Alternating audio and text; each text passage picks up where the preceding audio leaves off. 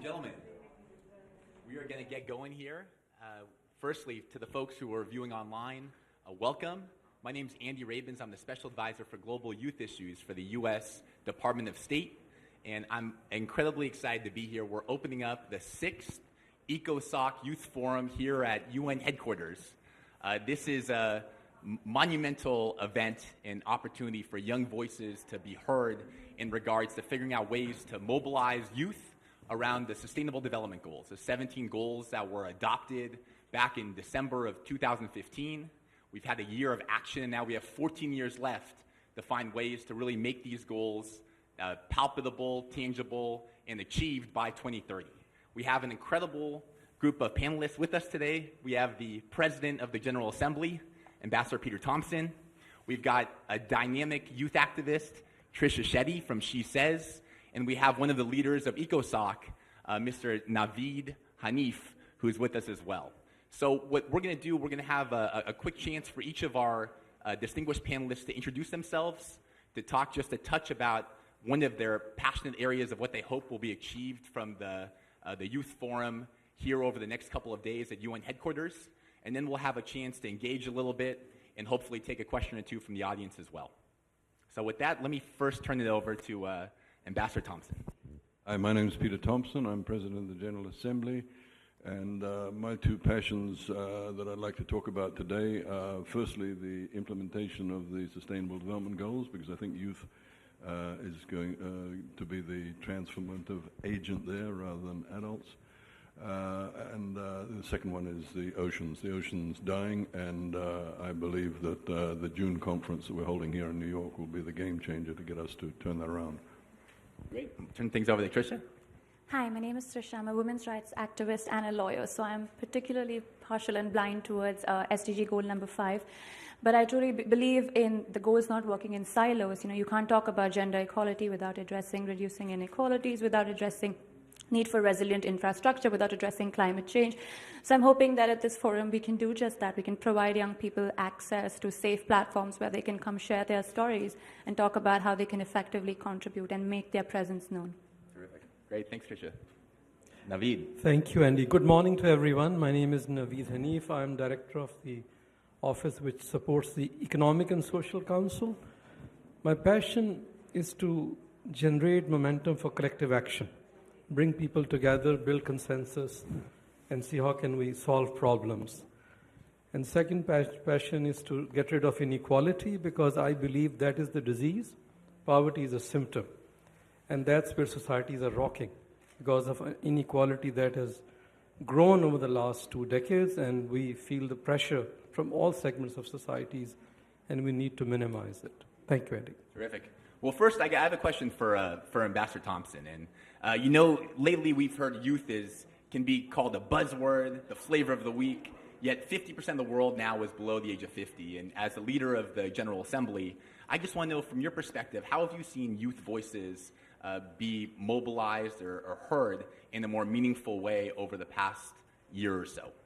Look, I come at this from a number of ways. Firstly, I don't see youth as a sort of separate thing that, has to be addressed or somehow fenced off or whatever and addressed as a special thing. I mean, I was young once. It seems only yesterday that I was, in my 20s.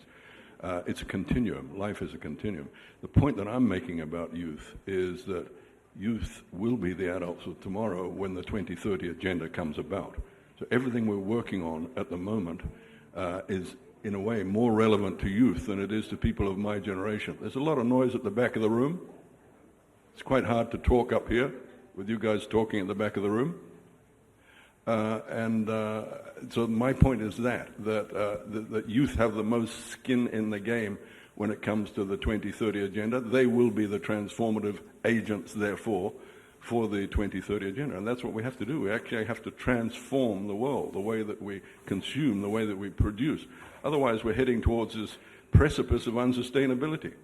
So when we talk about youth as a special factor for the 2030 agenda, it's because they've got the most skin in the game. A 10-year-old today is going to be 23 in the year 2030 and will live their life with the success or the failure of the 2030 agenda. That's the way I look at youth. I also look at youth from the point of view of being a grandfather. I have 3 granddaughters, and I don't want them to live in a world where we have failed to implement the 2030 agenda. Great. Thanks, Ambassador Thompson. Tricia, you are one of the 17 young leaders for the Sustainable Development Goals. This was an initiative by the UN Youth Office that actually got applications from over 18,000 young people from around the world. They picked 17, each tied to one of the Sustainable Development Goals, and you're an activist in your own right back in India working, I think have sparked an organization called She Says. And I'd like you to just talk to folks and tell how the Sustainable Development Goals and this SDG process has better enabled you to activate or mobilize young people around issues you care back home, specifically gender equality and women's empowerment.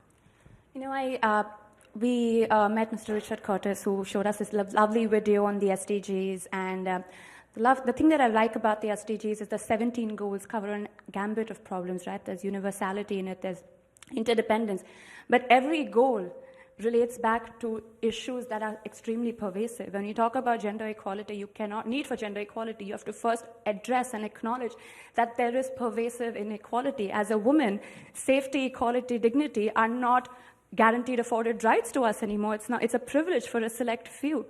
So I come from that space. I was here during General Assembly Week, and we were talking about investing in adolescents. But sadly, there was not one adolescent in the room. There were young people, sure, but there was not one adolescent. We were appropriating and speaking on behalf of them.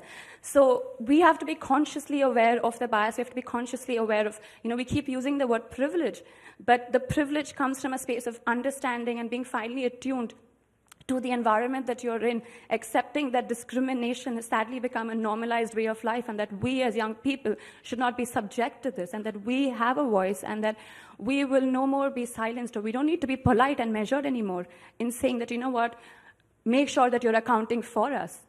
So I think I come from that perspective, and especially when you talk about gender issues in India, it makes people uncomfortable because, like I said, you have to talk about inequalities, you have to talk about sense of agency, you have to talk about need for autonomy over body. And all of these things seem to be fundamental rights that are constantly reiterated under the SDGs. They serve as a social contract. So this is something that we as young people are hoping to hold our institutions and governments accountable for. We're saying, as member countries, you've signed up for the SDGs, but you know what? Stop just giving up lip service. Stop telling us you care about gender equality. First, address the inequalities, and then we will work towards equality. So, right. You can see the activism, the passion of Tricia right there. Over to Naveed. I have a question. This is the 6th ECOSOC Youth Forum. And this is built and grown over time. I think now we're up to about 700 delegates who are going to be here, youth activists, youth leaders, youth stakeholders from around the world, 55 government delegations from around the globe as well. How has the growth of this ECOSOC forum, how has that been a testament to a greater focus on youth? And what happens from this forum going forward in terms of youth voices in the larger UN apparatus? Thank you, Andy. Let me spend a minute to let you know that this forum came out of confluence of many things that came together. Just go back to 2009 and 2010. Protests in 80 countries, in 400 cities. Young people on the streets. Why can't the UN bring them together? The Arab Spring. So the then president of ECOSOC, I discussed with him, he also was feeling that why it's all on the streets, why can't we bring them in? And that's where 2012 Youth Forum was convened, to bring your voices, young people's voices, to the UN. But there was also one more consideration. We didn't have the agenda at that time. It was being negotiated. That we will tell young people, ask not what the UN can do for you. Ask what you can do for the UN. Come to the UN with solutions, with ideas for collective action that you can generate. So that's when the Youth Forum started, and I'm so thankful to also, and that's called serendipity, that Ahmed also was appointed the same year. Mr.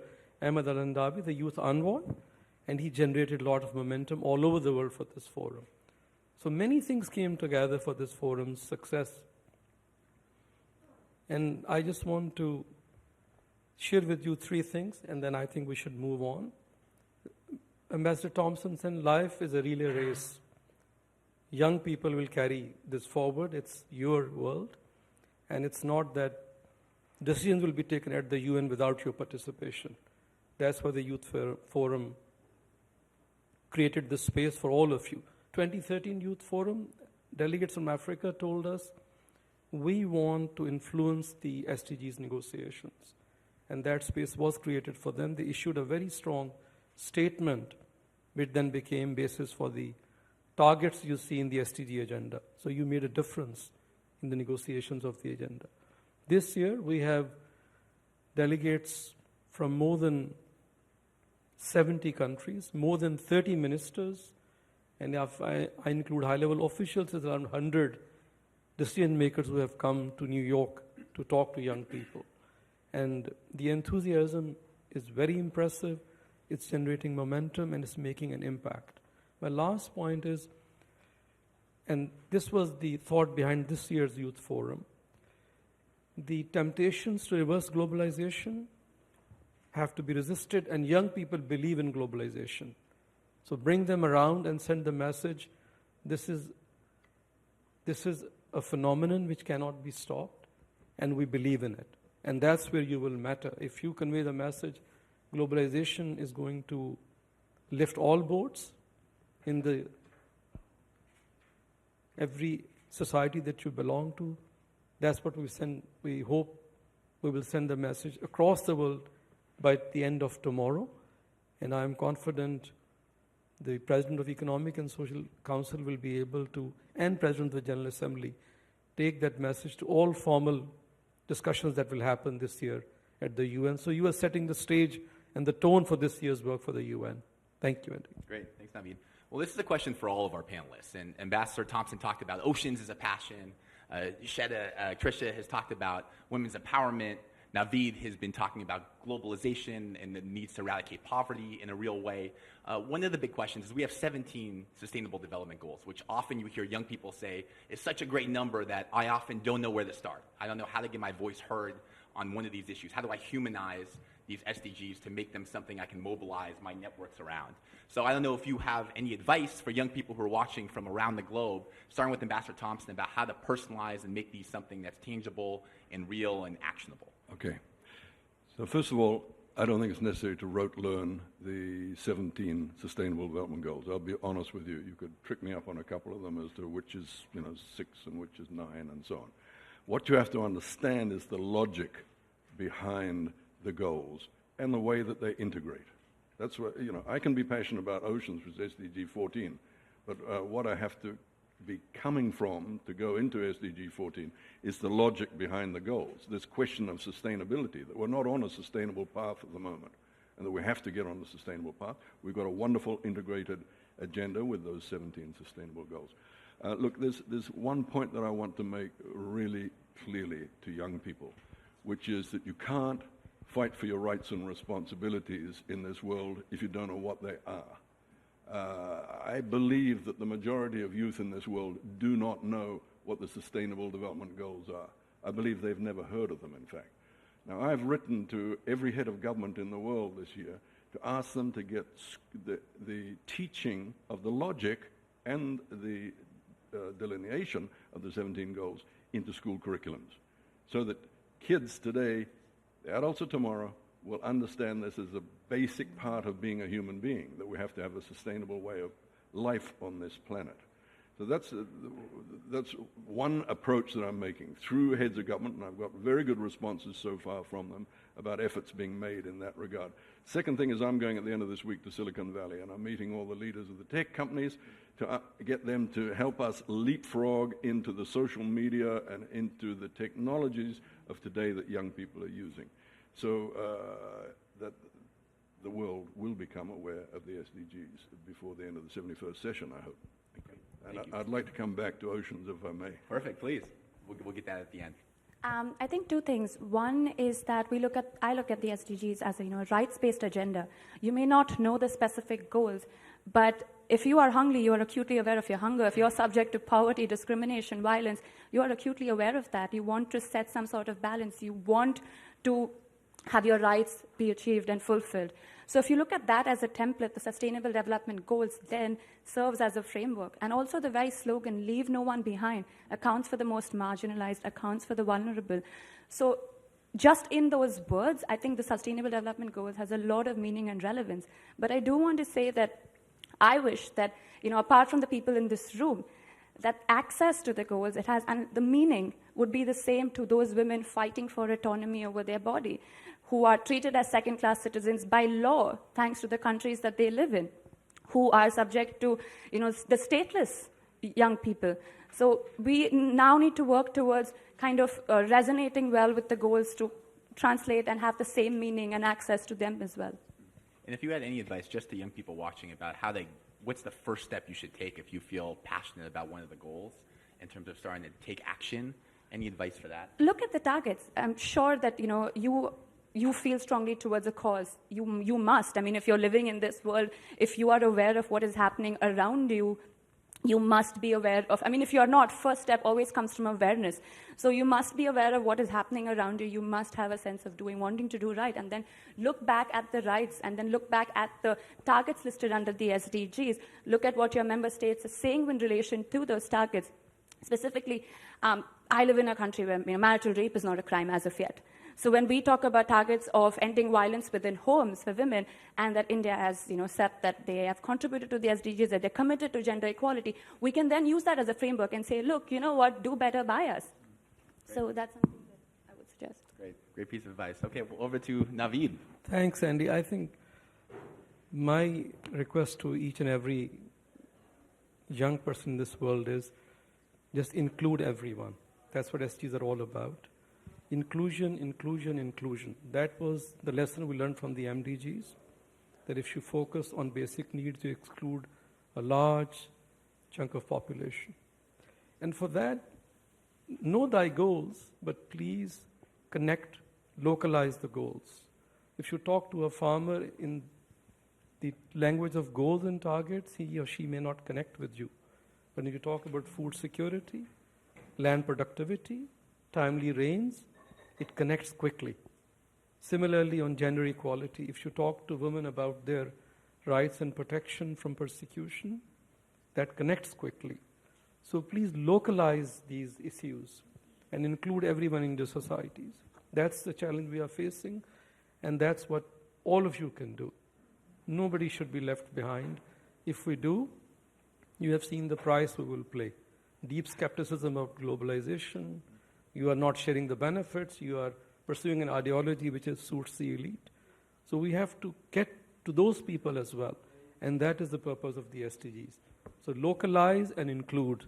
That's what you should be doing with us. Thanks, Andy. Great. And I want to throw it back to Ambassador Thompson just to give a quick snapshot of the ocean space in particular and what young people can do. I know there are some concrete actions coming up to be more involved and take action.